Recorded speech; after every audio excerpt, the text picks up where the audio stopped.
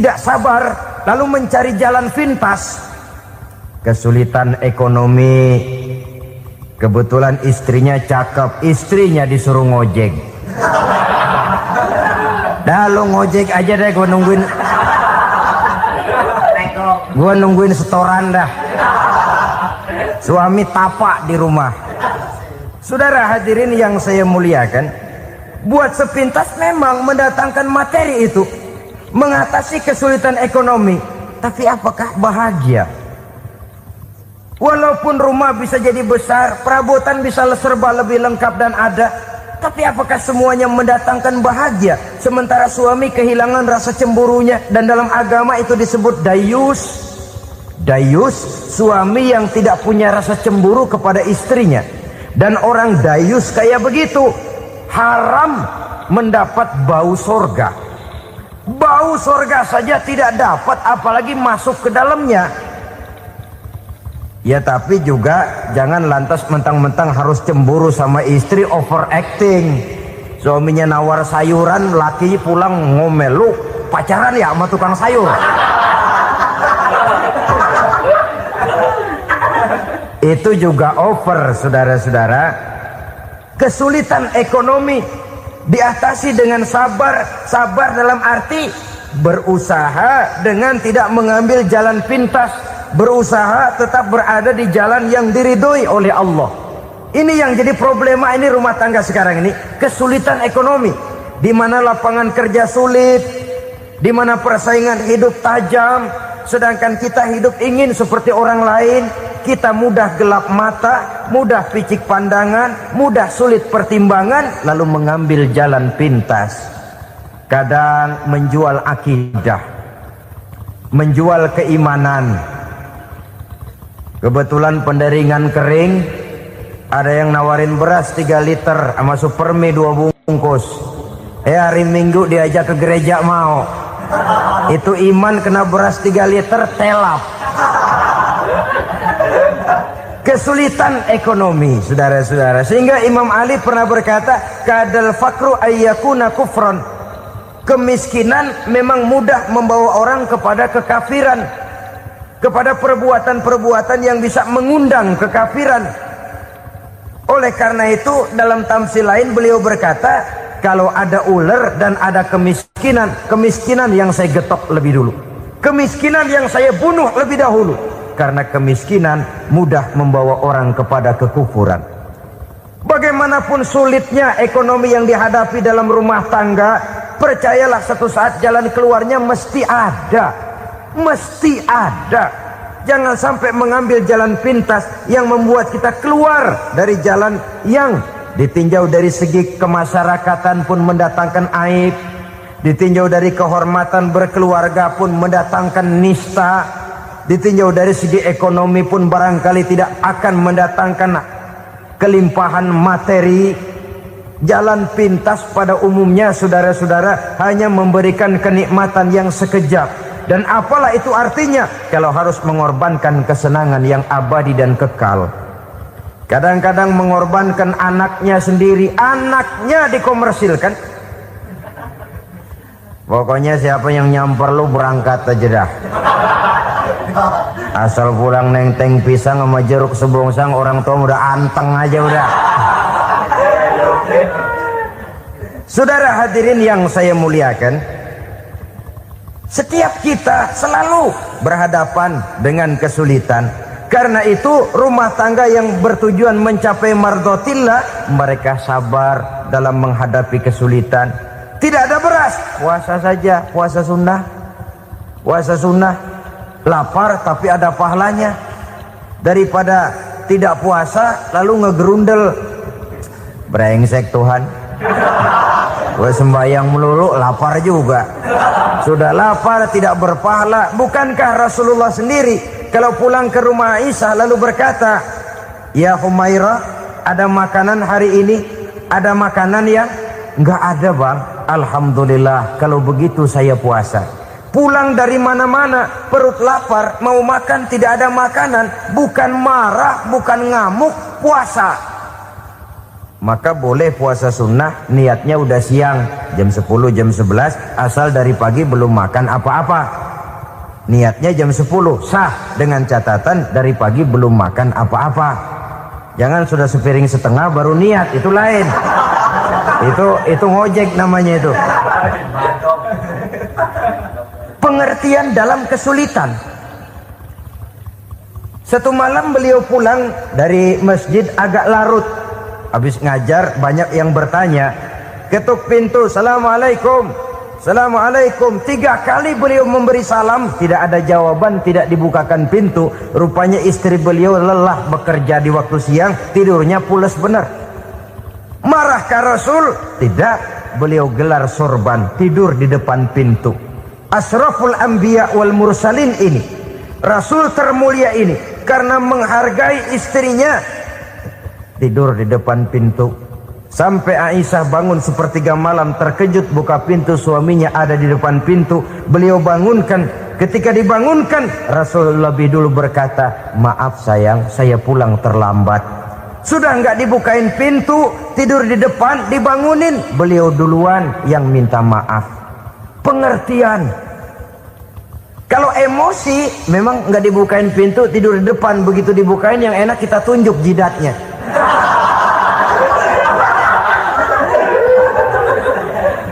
Saudara hadirin yang saya muliakan, kesulitan di dalam kehidupan merupakan bagian daripada kehidupan. Bukan untuk ditakuti, tapi untuk diatasi. Bukan untuk dihindarkan, tapi dicarikan jalan keluarnya. Hadapilah kesulitan dengan baik sangka kepada Allah, dengan lapang dada, dan dengan tetap bersabar menghadapinya. Kenapa? Karena tujuan kita mendirikan rumah tangga, mencapai ridho Allah. Kalau anak kita perjualbelikan, kalau istri kita komersilkan, kalau akidah kita jual untuk mempertahankan rumah tangga, bukankah makin jauh saja rumah tangga itu dari ridho Allah? Ini tujuan utamanya. Yang ketiga, rumah tangga yang bertujuan mardotillah itu, suami istri yang merupakan fondasi di rumah tangga, suami sebagai pemimpin, istri sebagai pembina, selalu musyawarah dalam menyelesaikan persoalan. Walaupun istri ditakdirkan sebagai pemimpin dan suami sebagai pemimpin dan istri yang dipimpin, tapi agama menganjurkan musyawarah. Jangan mentang-mentang istri nyari duit, suami nyari duit, lalu menteleng. Segalanya mau diktator, segalanya mau sendiri. Rumah tangga yang bertujuan mencapai ridho Allah selalu didirikan atas dasar musyawarah. Sehingga apabila sesuatu itu dihasilkan dari suasana musyawarah, tidak akan melahirkan penyesalan di belakang hari. Kalau tidak, berjalan menurut seleranya masing-masing, belakangan timbul penyesalan, akhirnya main salah menyalahkan. Kalau sudah saling salah menyalahkan, itu artinya sudah saling mengungkit kekurangan masing-masing. Akibatnya tidak ada lagi saling menghargai. Jadi dengan demikian musyawarah di dalam menyelesaikan persoalan, menghadapi kesulitan ekonomi musyawarah, menghadapi kenakalan anak musyawarah, akan membeli ini dan itu sebaiknya juga musyawarah. Kalau merupakan hasil musyawarah, maka saudara-saudara hasilnya pun akan dihadapi oleh bersama. Enak rasakan bersama, tidak enak rasakan bersama. Kenapa? Tadinya musyawarahnya bersama-sama juga. Lah kalau hasil sendirian, giliran enak mungkin yang satu mau ikut, giliran tidak enak yang satu nuding. Gua kata juga apa? Kan begitu akibatnya kalau tidak berdasarkan musyawarah lebih dahulu. Maka insya Allah hasil musyawarah ini setidaknya tidak akan mendatangkan sesalan di belakang hari nantinya. Saudara-saudara kaum muslimin rahimakumullah, ciri yang keempat, sepasang suami istri yang bertujuan mencapai ridho Allah dalam upaya mencapai rumah tangga bahagia itu tawakal apabila mempunyai rencana. Tawakal berserah diri kepada Allah. Bukan berserah diri dalam artian mutlak yang mengarah kepada fatalism atau predestination. Kita sering mengartikan tawakal secara salah. Belum apa-apa sudah menyerahkan diri kepada Allah. Emang semuanya terjadi menurut maunya Allah dah. Gak usah ngapa-ngapain, bagaimana Tuhan aja dah. Lapar juga nggak usah makan, kalau takdirnya kenyang pan kenyang. Ya udah lapar terus kita. Makan dulu, perkara nanti kenyang apa tidak, itu baru tawakal. Kalau sakit ke dokter, soal sembuh atau tidak, baru tawakal. Artinya usaha itu ada. Setelah suami berusaha, istri berusaha, selebihnya tawakal. Apa perlunya tawakal? Apabila berhasil tidak lupa daratan, apabila berhasil tidak lupa diri, apabila gagal tidak putus asa. Sehingga dengan demikian dari tawakal ini lahirlah pondasi yang kokoh membina rumah tangga yang bahagia dalam upaya mencapai keridhaan daripada Allah Subhanahu wa taala. Apapun yang kita laksanakan di rumah tangga, tujuan intinya tetap untuk mencapai keridhaan Allah. Beli kendaraan untuk mencapai ridho Allah, lalu dipakai ngaji, dipakai ke masjid dan sebagainya. Beli peralatan rumah tangga untuk mencapai ridho Allah.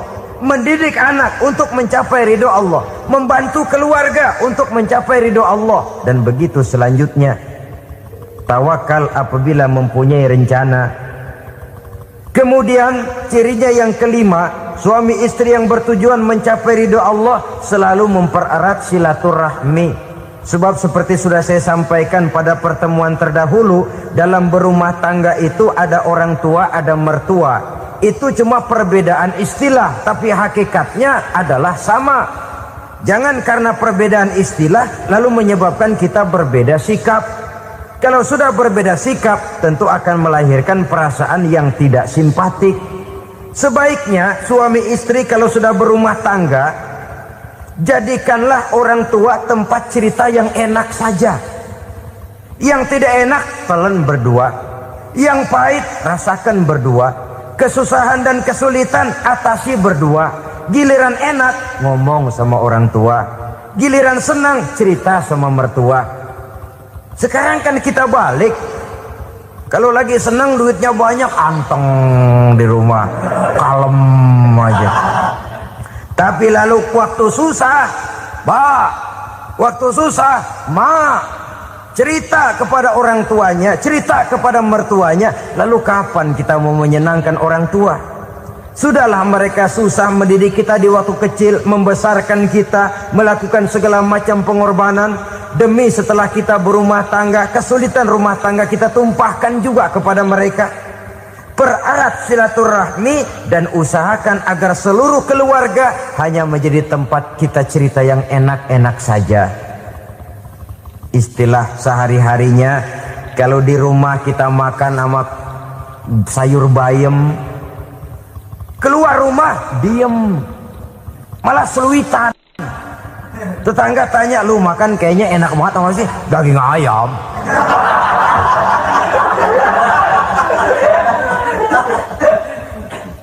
Lalu tetangga kan akan berbisik, gitu, makannya tuh orang enak bener ya, rumah tangganya tiap hari makan sama daging ayam. Biarlah paling kurang itu jadi doa, daripada kita makan sama kangkung lalu ribut ngomel di mana-mana. Gua kesel banget sama bini gua. Di warung ceritanya lagi. Kenapa? Saban sari gua direbusin kangkung mulu. Brengsek. Di warung cerita ada RT, ada RW. Gara-gara makan sama kangkung se-RT tahu. Akhirnya mungkin kalau kita berangkat orang hitung dari jauhan, lihat kangkung liwat gitu.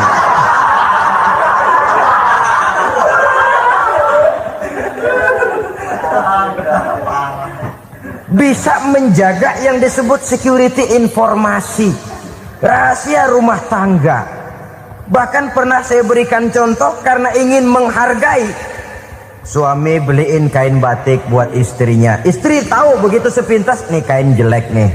Tapi karena mau menyenangkan suaminya, dia bohong. Bagaimana bu, kain yang bapak beliin? Aduh bagus bener pak. Bagus sekali itu kain. Warnanya pak emang yang model begitu tuh.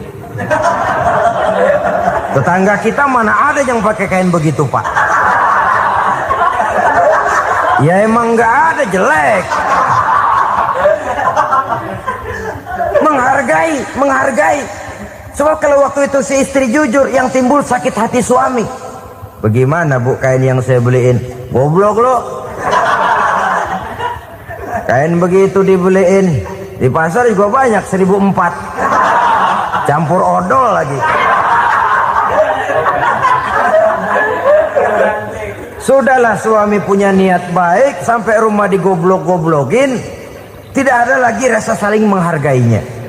Begitu pentingnya mempererat silaturahmi ini, sampai Nabi berpesan, isnani la yanzurullahu ilaihima yaumal qiyamah qati'ur rahim wa jarus su'. Ada dua golongan manusia yang di akhirat nanti tidak akan dilihat oleh Allah, tidak akan diopeni oleh Allah, didiemin aja. Siapa mereka? Pertama, orang yang suka memutuskan silaturahmi.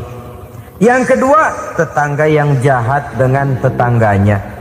Dua golongan manusia ini, pemutus silaturahmi, kemudian juga tetangga yang jahat dengan tetangganya, ini tidak akan dipandang oleh Allah di hari akhirat nanti. Jadi pererat silaturahmi, sebab kita ini zon politikan, makhluk yang bermasyarakat, yang tidak bisa hidup sendirian. Setiap kita memerlukan orang lain.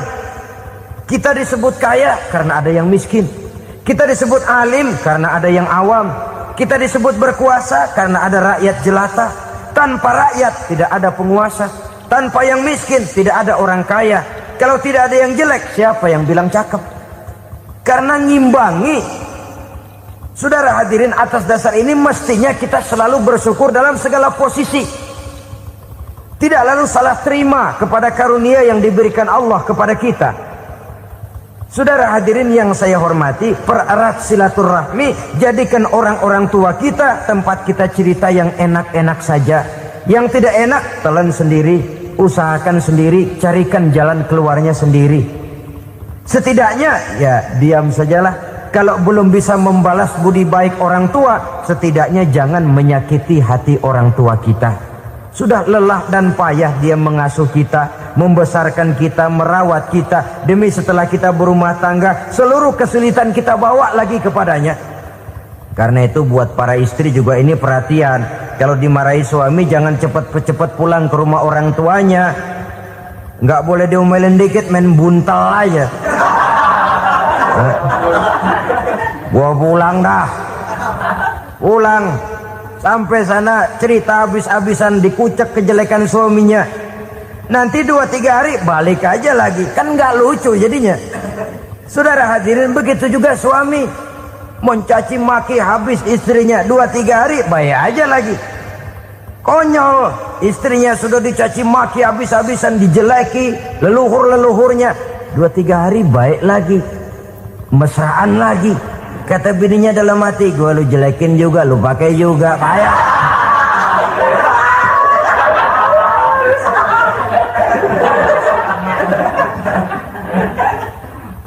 Saudara hadirin yang saya muliakan, itulah sebabnya pada awal tadi saya katakan perlunya kita mempunyai timbangan baik sebagai suami maupun sebagai istri.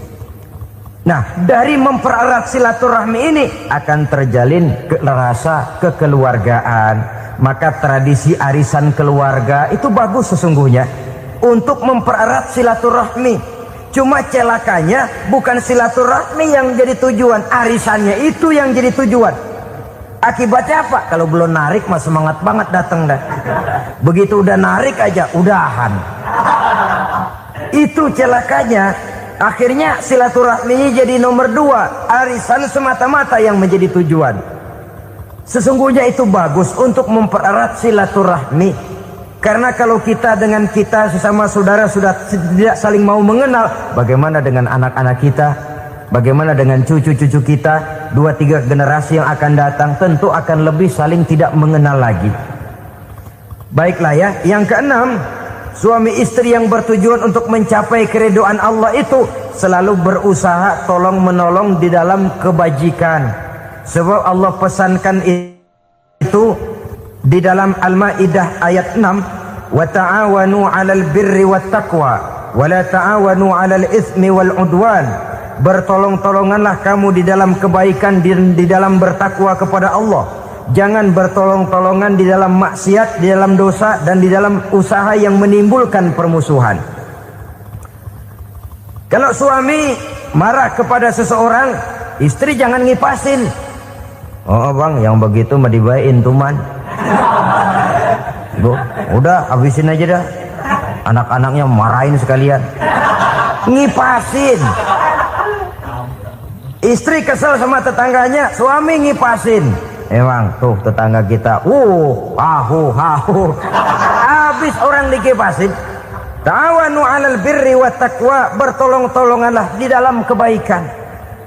Istri malas ngaji, suami mendorong, memberikan sugesti. Suami malas berusaha, istri memberikan sugesti. Saling tolong menolong di dalam kebaikan dan takwa, dan jangan tolong menolong dalam dosa dan permusuhan. Kata suami, Bu, daripada kita melarat terus hidup, kita piara tuyul yuk. Kata istrinya, nah ini sudah menyimpang bang. Bersabarlah, bagaimanapun insya Allah kita tidak akan mati kelaparan. Piara tuyul itu nanti jadi pindah akidah, merusak iman, berteman dengan setan. Apalah artinya kekayaan dan kesenangan sebentar kalau harus mengorbankan kekayaan dan kesenangan yang abadi. Ini sudah alal ismi wal udwan, sesuatu yang mengandung dosa. Saudara hadirin yang saya hormati, kemudian yang keenam, berbaik sangka. Baik suami maupun istri sama-sama saling berbaik sangka.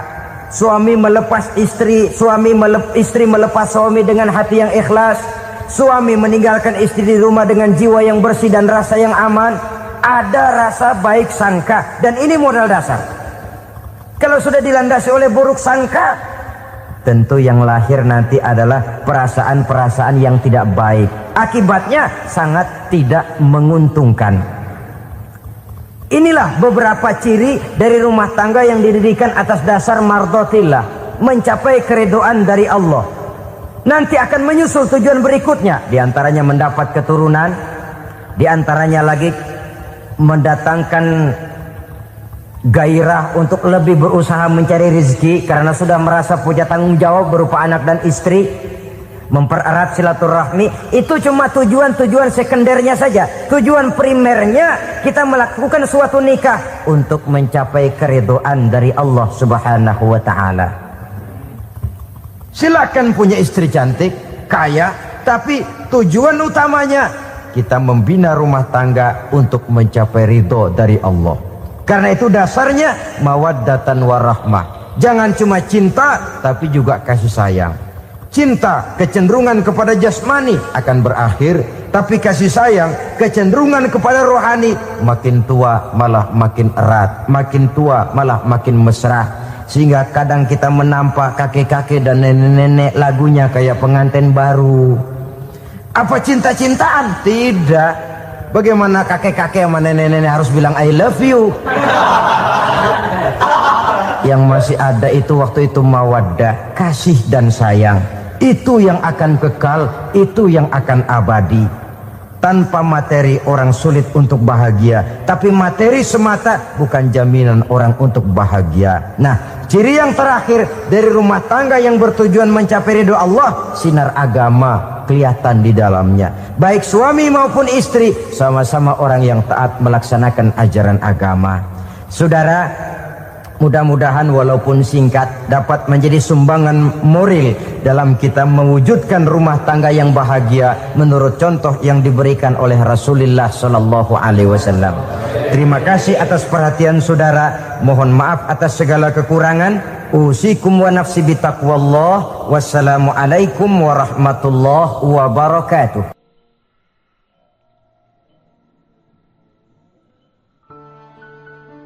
Assalamualaikum warahmatullahi wabarakatuh. Ala alihi wa sahbihi ajma'in, amma ba'du. Saudara-saudara kaum muslimin rahimakumullah, salah satu dari misi Islam ialah mengangkat harkat dan martabat manusia yang sebelumnya dibedakan oleh warna kulit, oleh suku bangsa dan bahasa, seluruhnya diikat dengan satu akidah, menghilangkan perbedaan akibat warna kulit, suku bangsa dan bahasa. Termasuk dalam upaya itu betapa Islam telah mengangkat harkat dan martabat kaum wanita. Maka pada pertemuan kali ini kita akan membicarakan tentang peranan wanita sepanjang pandangan agama. Sebelum Islam datang, nasib perempuan nyaris hanya berputar di segitiga saja. Dapur, sumur, kasur. Kasur, sumur, dapur. Seolah-olah wanita terpaut dengan 3 itu tadi. Seolah-olah wanita tidak bisa berbuat lebih banyak daripada itu. Bahkan di tengah masyarakat jahiliyah, bayi perempuan mendatangkan aib sehingga mereka lalu dikubur hidup-hidup. Maka datang Islam dengan tegas mencanangkan satu revolusi yang mengangkat harkat dan martabat kaum wanita.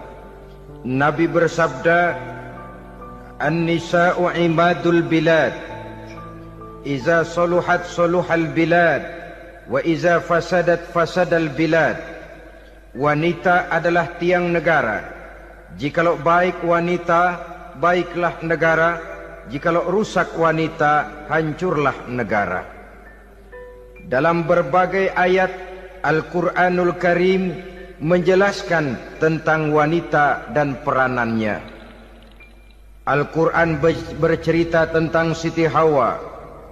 Al-Quran bercerita tentang anak perempuan Nabi Adam, Iklima dan Labuda, yang menyebabkan Habil dan Qabil saling berbunuh-bunuhan.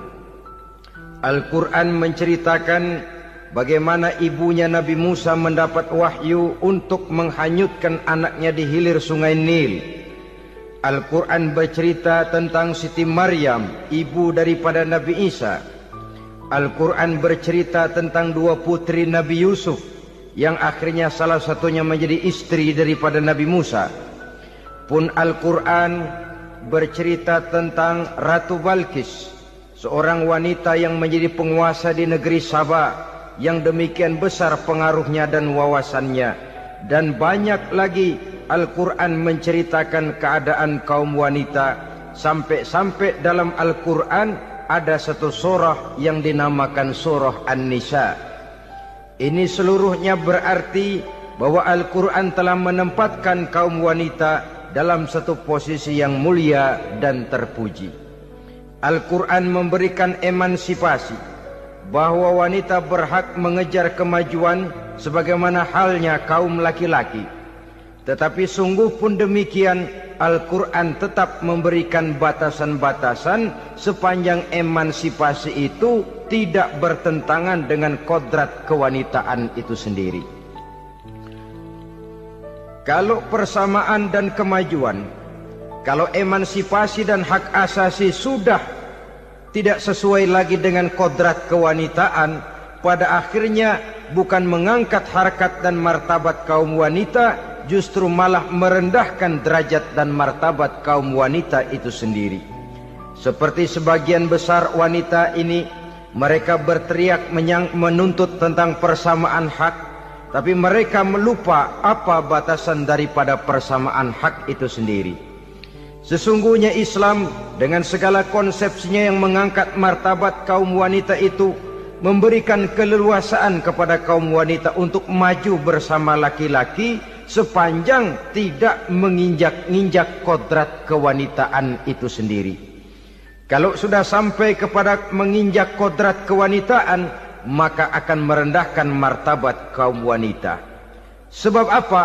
Secara fisik dan psikis, agaknya memang laki-laki sudah ditakdirkan oleh Allah untuk menjadi pembimbing bagi kaum wanita. Walaupun tidak tertutup kemungkinan wanita tampil sebagai pemimpin, tetapi dari segi fisik biologis misalnya, laki-laki itu diciptakan kekar, kuat, untuk memikul dan melaksanakan tugas-tugas yang berat.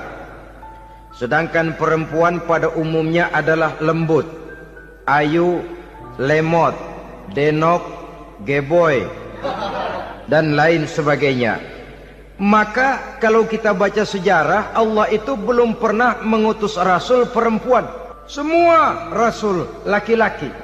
Sebab apa? Secara fisik biologis tugas kerasulan lebih dimungkinkan oleh seorang laki-laki. Tugas rasul itu berat.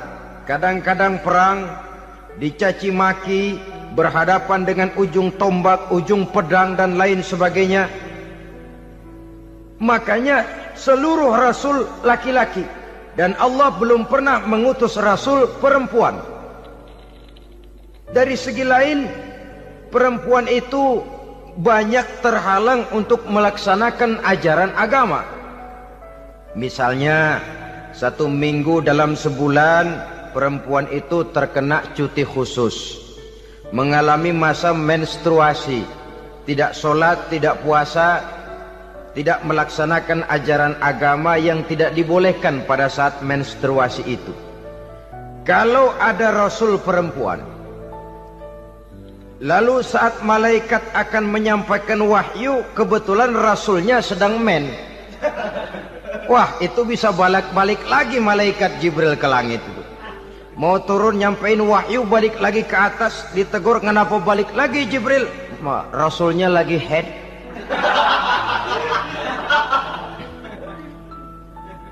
Atau pada saat agama dalam bahaya, agama dalam hinaan, agama dalam ancaman, rasulnya perempuan kebetulan sedang hamil besar. Apa lalu perang ditunda? Pengumuman perang ditunda saja sampai rasul melahirkan. Tentu lebih tidak mungkin lagi. Secara fisik biologis, laki-laki lebih memungkinkan untuk melaksanakan tugas kerasulan ini. Maka seluruh rasul yang diutus Allah adalah laki-laki. Saudara hadirin yang saya muliakan, sungguh pun demikian, Islam itu mengangkat martabat wanita sedemikian tinggi sebagai tiang negara yang menentukan jatuh dan bangunnya negara, yang ikut mewarnai bahkan menjadi warnanya suatu negara. Walaupun peranannya memang tidak begitu kelihatan, tapi sesungguhnya amat sangat menentukan.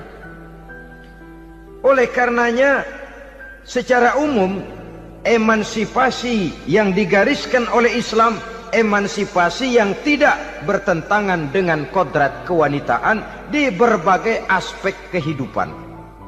Kalau sekarang emansipasi ini kelihatannya sudah salah pasang, salah kaprah. Bahkan belum lama kita menyaksikan bagaimana ada binaragawati. Di zaman sekarang perempuan sudah mulai angkat besi. Saya mulai mikir kalau perempuan sudah pada angkat besi, ini sudah tanda suaminya udah dekat dibanting-bantingin ini. Tahun-tahun mendatang mungkin akan menyusul perempuan mulai narik beca.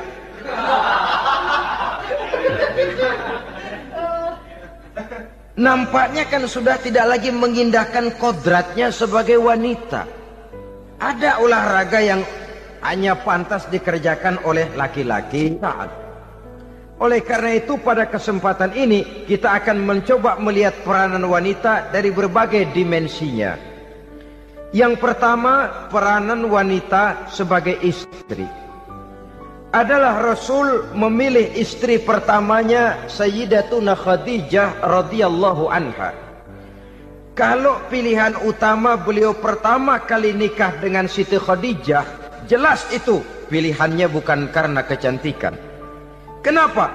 Beliau nikahi Siti Khadijah dalam usia 40 tahun Khadijah dan 25 tahun Rasul. Statusnya janda pula.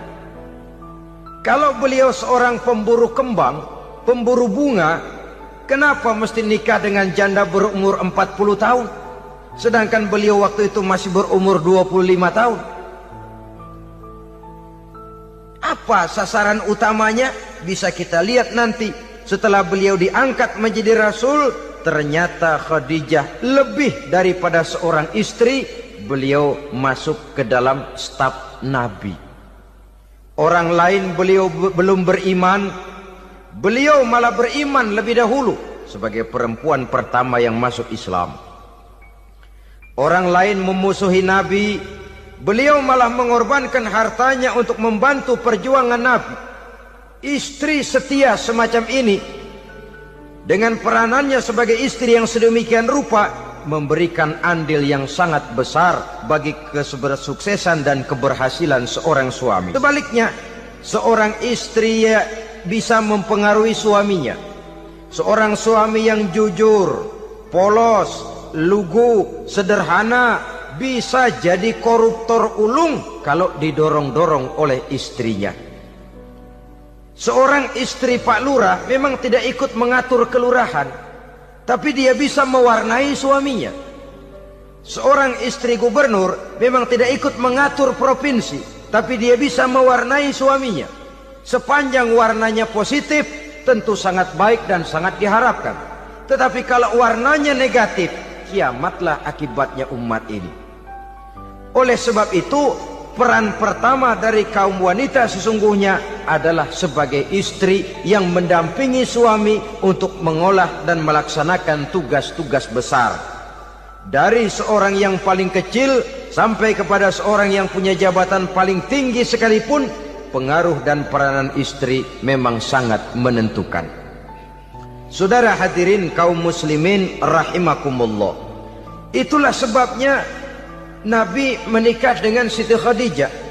Dan lebih dari itu, sebelum menikah dengan Nabi, Siti Khadijah itu sudah terkenal sebagai pengusaha wanita, business girl kalau bahasa sekarang ini. Bahkan jaringan-jaringan bisnisnya tidak hanya Mekah saja, tidak hanya antar kota, bahkan sudah antar negara, dari Mekah ke Syam, dari Mekah ke Madinah dan lain sebagainya, yang bahkan kita tahu Rasul pada mulanya pun ikut membantu perdagangannya Siti Khadijah radhiyallahu anha ini. Jadi kalau bercermin dari karier Siti Khadijah, boleh saja wanita bergerak di bidang bisnis, asal memang profesi, bukan karena dengan senjata dan modal kecantikan lalu membujuk dan merayu orang sampai telap sehingga bisnisnya berjalan lancar dengan jalan menjual kecantikannya. Tidak. Bergerak di bidang bisnis yang memang profesinya di situ. Tidak ada salahnya. Bisa saja perempuan menjadi business girl seperti yang dicontohkan oleh Siti Khadijah radhiyallahu anha ini. Sebab itu, kontes-kontesan yang hanya bertitik kepada rupa yang ayu saja, rupa yang cantik saja, sesungguhnya bukan hanya tidak bermanfaat, tapi saya pikir juga sangat tidak mendidik. Yang mengajar anak-anak remaja putri kita untuk berlomba-lomba hidup dalam kepalsuan. Alis mata palsu, hidung pesek dimancungin palsu, operasi plastik. Alis matanya dikerik, bikin yang palsu. Tai lalat lagi bikin yang palsu. Gincu bibir dimerahin, palsu. Seluruhnya hidup dalam kepalsuan. Akan lebih baik kalau kita ini misalnya mengadakan kontes yang menitik beratkan kepada ketinggian IQ, kecerdasan, kemampuan, skill, keahlian dan kemampuan. Tidak hanya dititik beratkan kepada rupa yang ayu dan cantik semata-mata. Sebab di samping manfaatnya diragukan, juga sangat tidak mendidik buat generasi yang akan datang. Terutama ibu-ibu, peran utama wanita sesungguhnya adalah sebagai istri mendampingi suami dalam melaksanakan tugas-tugas besar.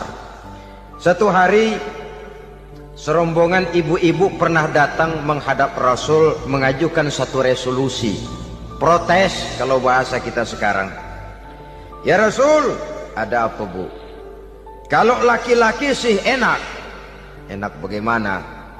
Iya, kalau orang laki-laki sholat, perempuan sholat. Laki-laki puasa, perempuan puasa. Laki-laki pergi haji, perempuan pergi haji. Laki-laki menuntut ilmu, perempuan bisa menuntut ilmu. Tapi kalau laki-laki pergi jihad, perang membela agama, kami perempuan tidak bisa ikut jihad perang di medan pertempuran. Padahal pahala jihad sangat besar dan kami ingin mendapat pahala jihad. Tidak adil kalau begini ya Rasul, izinkan kami pergi jihad. Ini perempuan di zaman Rasul, kalau ada kebaikan tidak bisa ikut, rasanya rugi bukan main, lalu protes.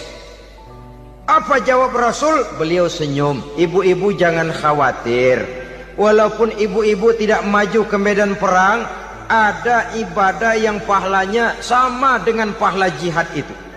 Apa ya Rasul? Beliau menjawab, jihadukunna fi baitikunna. Jihadnya ibu-ibu, jihadnya kaum wanita adalah di rumah tangganya sebagai istri. Memasak makanan suaminya, mencuci pakaian istrinya, mengasuh, merawat dan membesarkan anak-anaknya, itu seluruhnya bagian daripada ibadah yang pahalanya tidak kurang dengan pahala jihad. Kenapa? Al-Quran itu memberikan sesuatu sesuai dengan kedudukannya.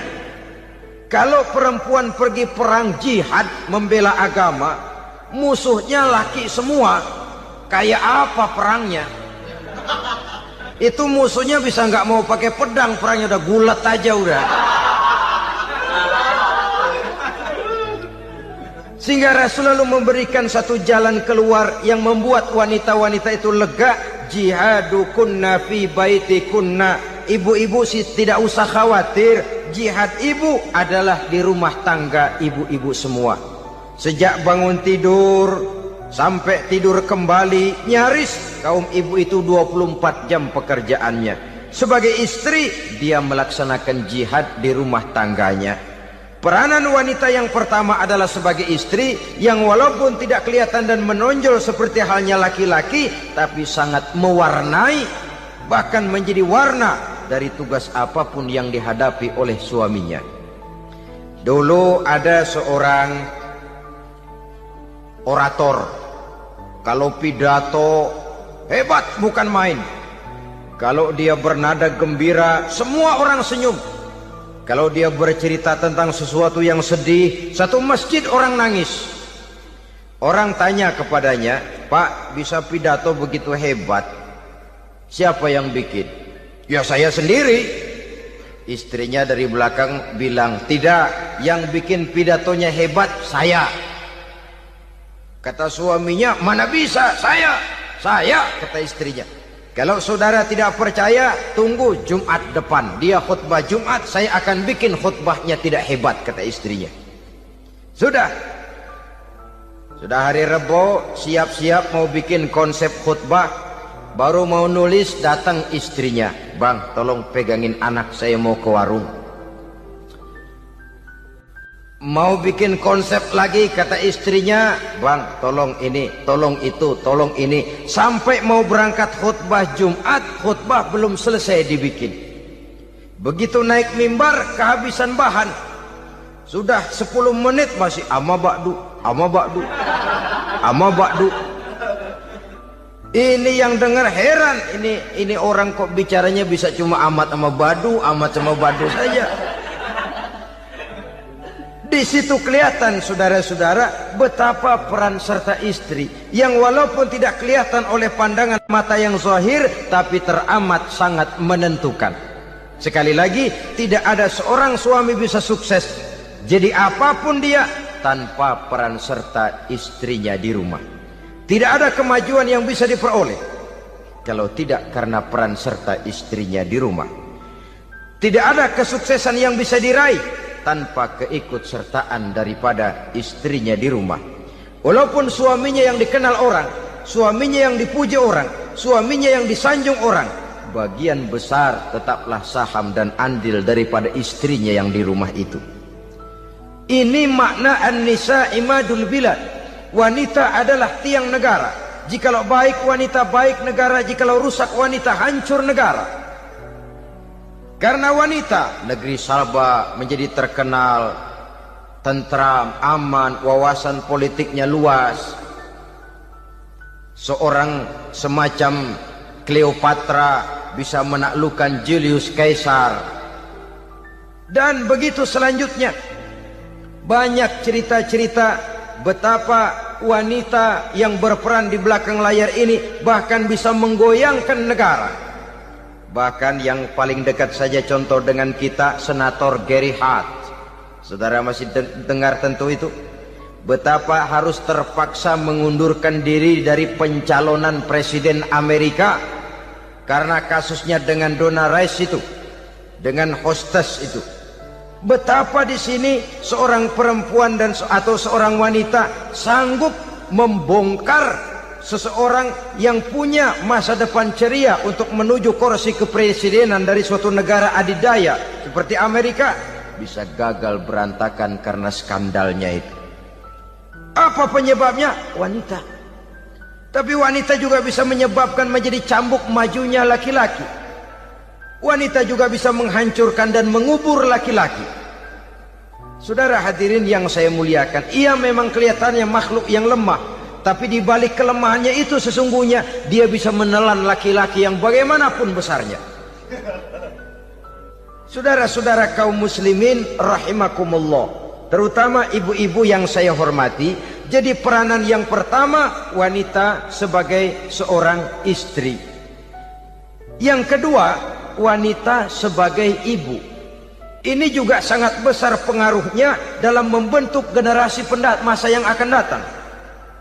Bapak, oleh karena kesibukan tugasnya tentu lebih banyak di luar rumah. Yang nyaris 24 jam di rumah itu ibu.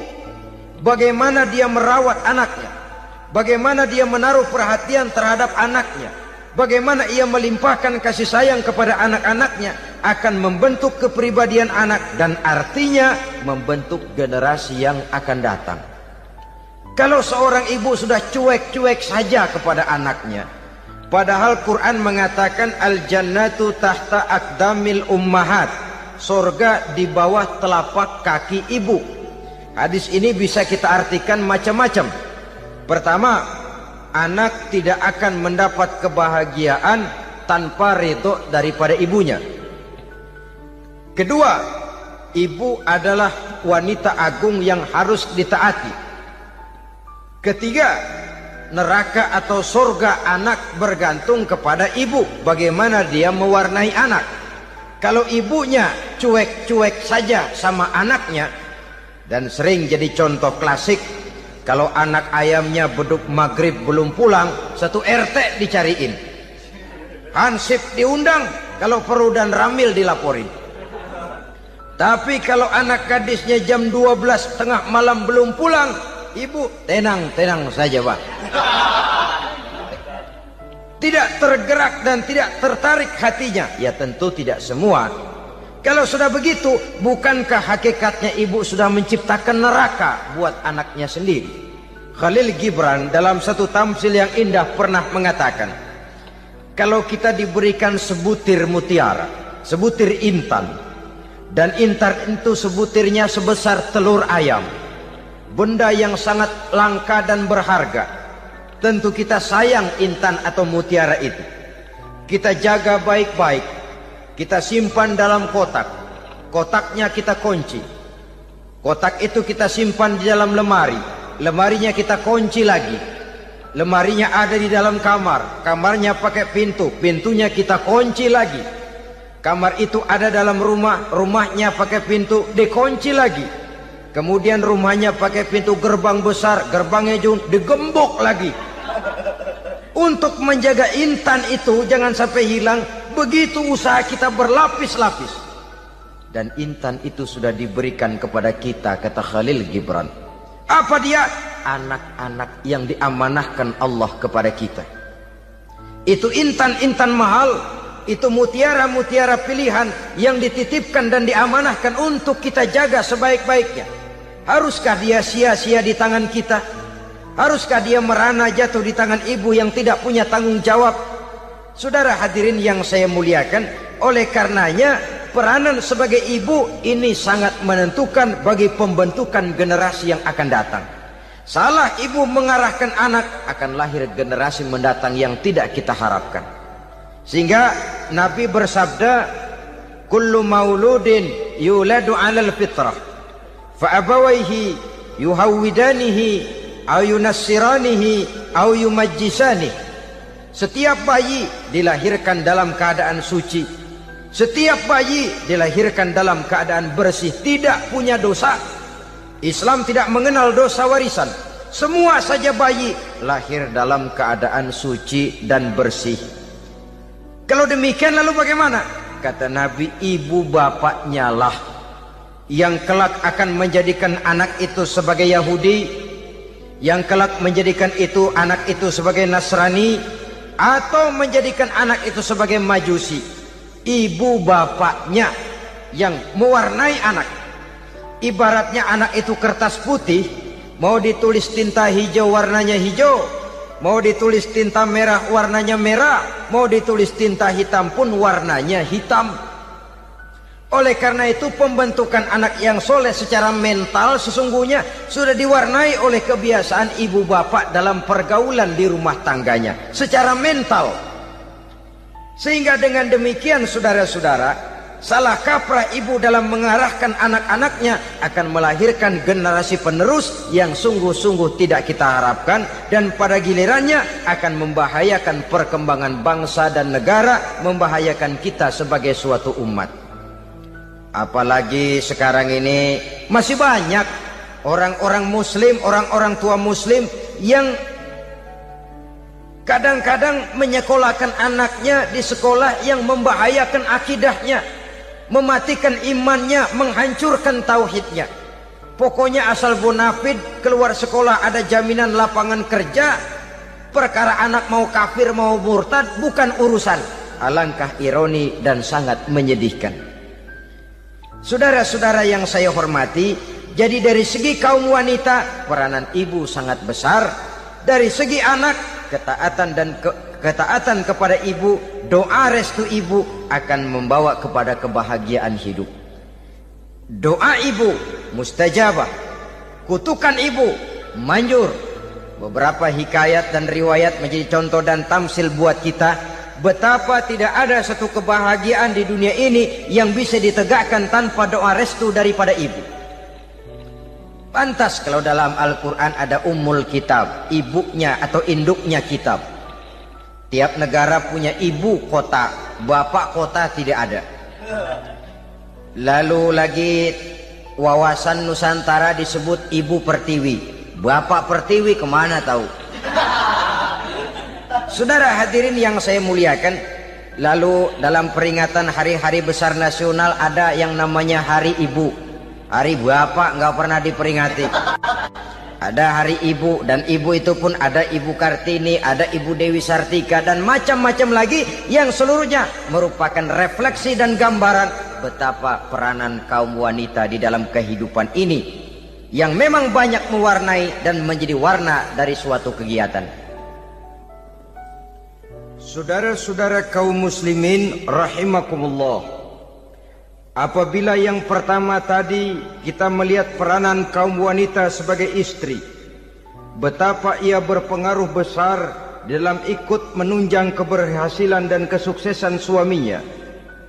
Kemudian pada peranannya yang kedua, wanita sebagai ibu di rumah tangga, betapa ia ikut membentuk, mempengaruhi, mewarnai dan membimbing kepribadian anak sebagai generasi penerus. Maka pada peranan yang ketiga ini kita akan melihat wanita sebagai social agent, sebagai penggerak kegiatan sosial di berbagai bidang kehidupan. Apakah itu bernama majelis taklim, apakah itu bernama perkumpulan dan yayasan-yayasan kemanusiaan, organisasi-organisasi yang bergerak di bidang pendidikan, bahkan di zaman sekarang bukan hanya menjadi penggerak sosial, bahkan sudah banyak kaum wanita yang menggerakkan satu bangsa. Dunia mengenal Margaret Thatcher, dunia mengenal Indira Gandhi, dunia mengenal Bandara Naike, dunia mengenal Corazon Aquino, dunia mengenal Golda Meir dulu itu dari Israel. Dunia mengenal Imelda Marcos yang ambisius, tapi yang kemudian melangkah kepada jalan yang negatif dari tujuan semula. Ini bukan hanya sekedar social agent, tapi bahkan sudah mengarah kepada menggerakkan dan mewarnai suatu bangsa. Islam membuka pintu ke arah itu. Wanita duduk dan berfungsi sebagai social agent, mengurus berbagai macam perkumpulan-perkumpulan yang bertujuan kepada kebajikan, menyantuni yatim piatu, memelihara kesehatan, menyayangi binatang, memelihara kelestarian lingkungan dan lain sebagainya. Islam membukakan pintu sepanjang peranan sebagai istri dan sebagai ibu tidak diabaikan. Ini sebab yang utama. Salah seorang perempuan, kaum wanita, kalau terlalu aktif berorganisasi, terlalu aktif bermasyarakat, terlalu aktif dalam berbagai macam perkumpulan, lalu melupakan tugas utamanya sebagai istri dari suaminya, sebagai ibu dari anak-anaknya. Ibu asik rapat sana, rapat sini. Anak tidak pernah diajak rapat, akhirnya si anak bikin perkumpulan sendiri, rapat menurut versi mereka. Sehingga akibatnya yang timbul anak merasa kurang diperhatikan oleh ibunya. Ngaji bagus, tapi kalau sepanjang hari ngaji saja, suami pulang mau makan tidak ada makanan, mau berganti pakaian belum lagi diteriskan pakaiannya, tentu ini melupakan fungsi yang utama. Kegiatan sosial, kegiatan di organisasi adalah jadwal kegiatan setelah fungsi sebagai istri dari suami, sebagai ibu dari anak-anak dilaksanakan dengan sebaik-baiknya. Bukan tidak baik ngaji, kalau dari ngaji ke ngaji saja. Bangun tidur ngaji, jam 7 ngaji, berangkat jam 11. Sholat zuhur berangkat ngaji lagi, pulang sore, malam ngaji lagi. Suami tidak terurus, anak-anak pun terbengkalai, rusaklah rumah tangga. Dan bukankah satu bangsa terdiri dari satu tatanan masyarakat, dan tatanan masyarakat yang paling kecil bernama keluarga. Keluarga merupakan unit dari masyarakat, unit yang terkecil, dan keluarga terdiri dari pribadi-pribadi yang merupakan bapak, ibu, dan anak-anak. Sehingga masyarakat bangsa yang baik terdiri dari masyarakat yang baik. Masyarakat yang baik tersusun dari keluarga-keluarga yang baik. Dan keluarga yang baik akan muncul dari pribadi dan individu yang baik. Pribadi dan individu yang baik yang sadar mana kewajiban yang primer, mana kewajiban yang sekunder. Sebagai social agent, dia lalu mawas diri dengan tetap mempertimbangkan kodrat kewanitaannya itu tadi. Saya ikut prihatin kalau ada perempuan main sepak bola. Dan saya yakin betul kalau perempuan main sepak bola, yang nonton pasti bukan nonton bola. Ya mungkin bola juga, tapi bola yang mana? Itu wallahu a'lam. Boy, ya dicari olahraga yang sesuai dengan kodrat kewanitaan begitu. Dicarilah olahraga yang sesuai dengan kodrat kewanitaan. Sepak bola sudah maju, ya belakangan saya katakan tadi muncul lagi wanita angkat besi. Belakangan bisa kita bayangkan wanita main tinju. Babak belur sudah kalau sudah begitu. Kemajuan dengan melupakan kodrat kewanitaan akan menyengsarakan kaum wanita itu sendiri. Silahkan maju menjadi social agent, menjadi penggerak di masyarakat. Para istri Rasul bisa kita jadikan satu figur. Siti Khadijah, figur sebagai istri pendamping yang setia. Dikala suaminya bingung, ia tampil memberikan pandangan. Dikala suaminya bingung, ia memberikan tanggapan. Dikala suaminya dimusuhi orang, ia menampakkan kesetiaannya. Kau tidak sendiri bang, aku di sisimu. Dikala jiwanya gelisah ketika pertama kali menerima wahyu berhadapan dengan malaikat Jibril, Khadijah yang menghibur. Kalla ma yukhzikallahu abada. Tidak apa-apa bang, Allah tidak akan menyusahkan kau untuk selamanya. Tenang sajalah, tenang. Abang orang baik-baik, Allah tidak akan menyengsarakan abang. Peran sebagai istri. Dan Rasul mantap. Sehingga bertahun setelah Khadijah wafat, selalu terkenang dan dikenang oleh Rasul. Pernah satu saat beliau itu seperti orang melamun.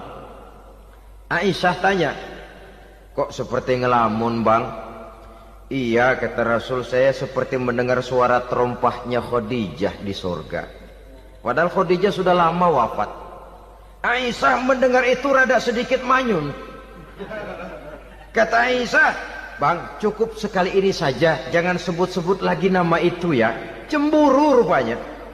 Ya soal cemburu sih nggak bini Nabi, nggak bini kita, namanya cemburu. Perempuan mesti ada. Apa jawab Rasul? Ya Humairah, Aisyah, haruskah saya melupakan seseorang yang dikala orang lain memusuhi saya, dia mati-matian membela saya? Kamu orang Islam bukan? Bukan. Pantas. Kenapa saya salah? Dia bilang. Ya jelas salah. Salahnya di mana? Kamu ini manusia. Kalau hidup cuma dari tangan ke mulut, saya bilang, kambing di kampung saya juga begitu pikirannya, Ner. Itu kambing di kampung saya, asal perutnya kenyang, sudah hidup dia. Perkara besok bagaimana, lusa prospeknya macam mana, bulan depan ada apa, kambing nggak pernah mikir. Di kampung saya kambing juga pikirannya begitu. Kamu Kristen ya? Tadinya. Loh kok tadinya, lalu apa sekarang kamu ini? Dia bilang sekarang saya netral. Saya tidak beragama, tapi saya percaya kepada Tuhan sebagai pencipta alam. Assalamualaikum warahmatullahi wabarakatuh. Waalaikumsalam warahmatullahi wabarakatuh.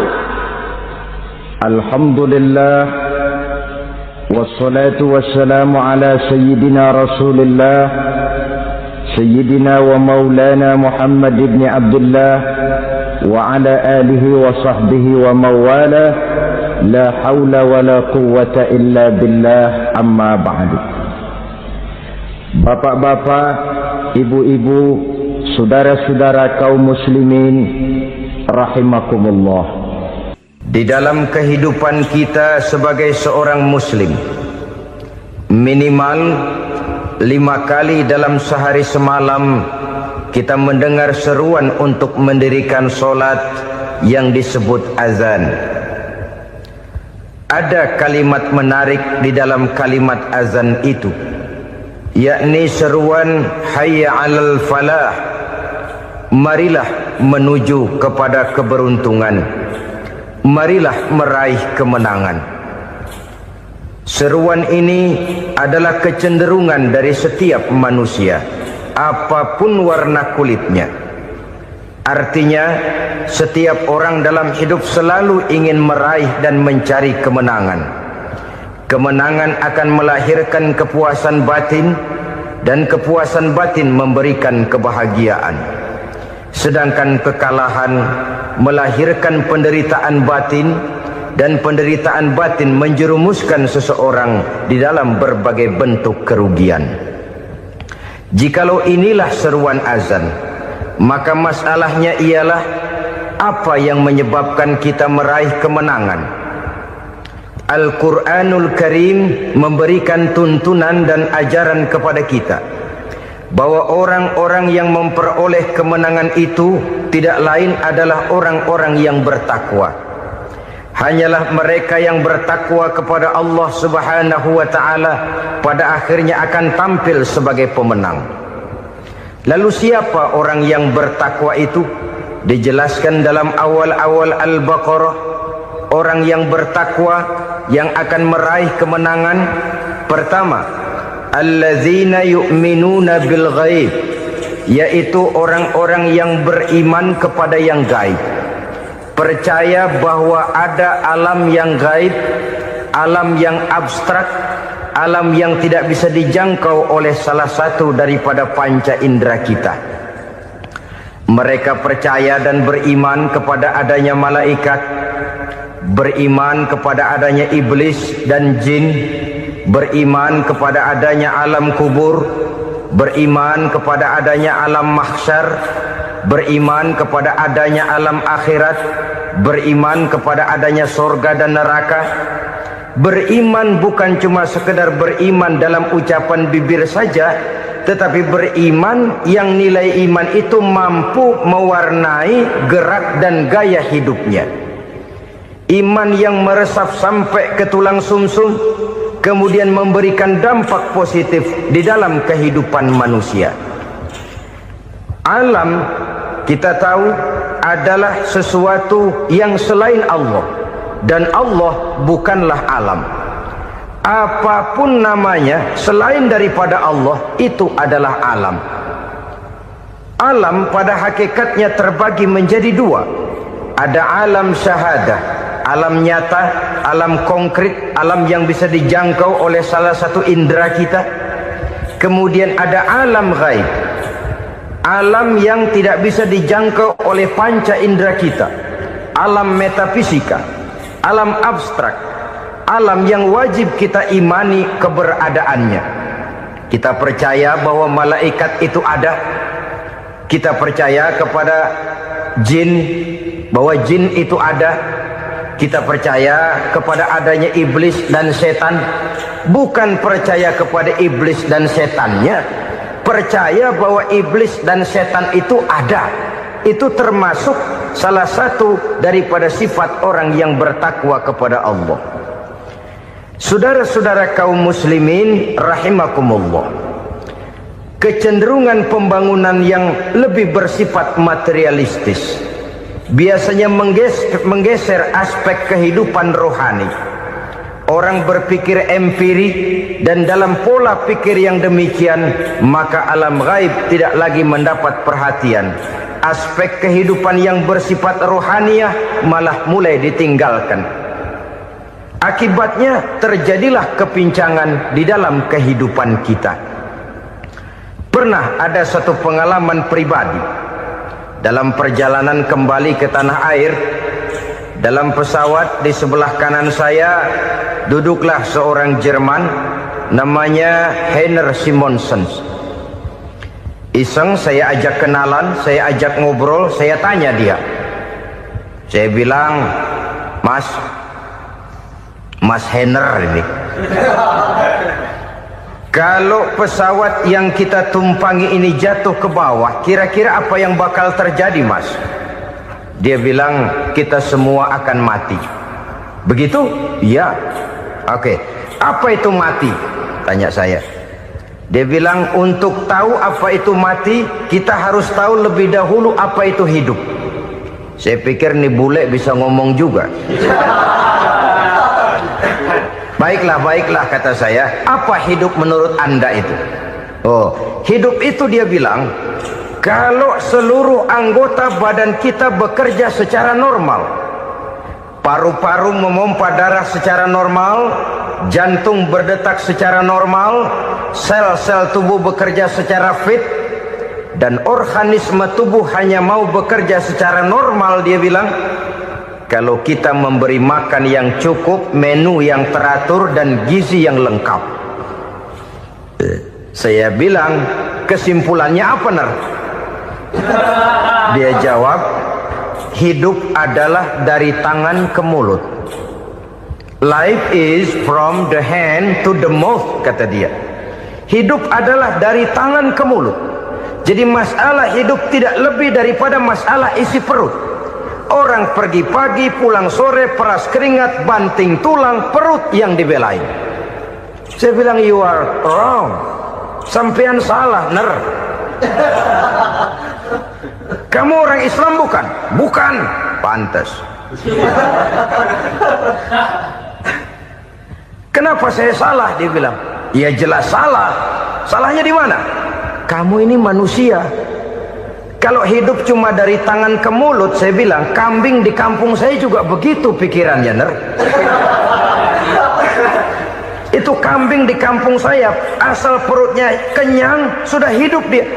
Perkara besok bagaimana, lusa prospeknya macam mana, bulan depan ada apa, kambing nggak pernah mikir. Di kampung saya kambing juga pikirannya begitu. Kamu Kristen ya? Tadinya. Loh kok tadinya, lalu apa sekarang kamu ini? Dia bilang, sekarang saya netral. Saya tidak beragama, tapi saya percaya kepada Tuhan sebagai pencipta alam. Saya ingat benar dia bilang, I haven't any religious, but I believe to God as the creator of the world. Kenapa bisa netral begitu, Ner? Habis saya bingung katanya. Islam bilang Islam baik, Kristen bilang Kristen baik, Hindu Buddha bilang Hindu Buddha baik, semua agama baik. Saya netral sekalian, nggak beragama. Yang penting saya percaya kepada Tuhan. Saya bilang, Ner, kamu ini kayak orang mau beli celana, lalu bingung. Yang satu bilang Levi's bagus, yang satu bilang Blue Jean hebat, yang satu bilang Wool England hebat. Celana ini hebat.